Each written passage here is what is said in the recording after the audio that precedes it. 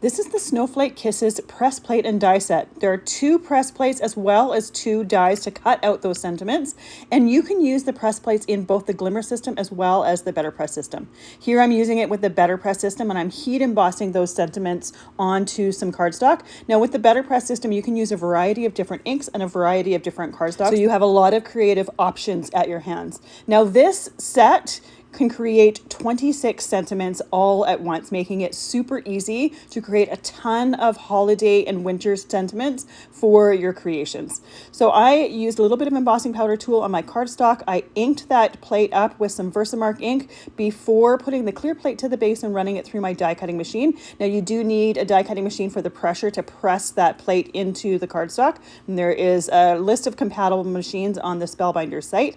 Then I poured on some super fine embossing powder, and I'm using a heat tool to melt that powder. Now I prefer my sentiments heat embossed. I just like the extra dimension and texture you get from that, but you can easily just use some ink if you want them nice and flat. And again, you can use these in the Glimmer system if you want some hot foiled sentiments. This makes it super easy to create a ton of sentiments at once.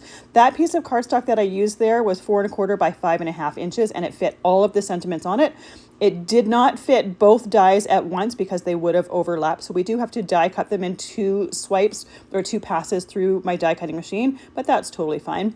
I use a tacky tape in order to tape that die in place. The one that I use is Best Ever Craft tape. That way my die is not going to move on me while I'm creating those sentiments.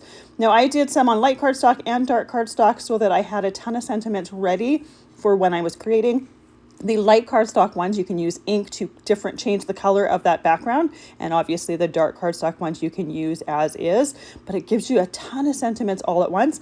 The extra sentiments, because I do have a ton extras after creating these 6 cards that I created, I just put in a little Ziploc bag and put it right back in that package. So next time I go to create with that set, I might already have some sentiments ready to go for that project.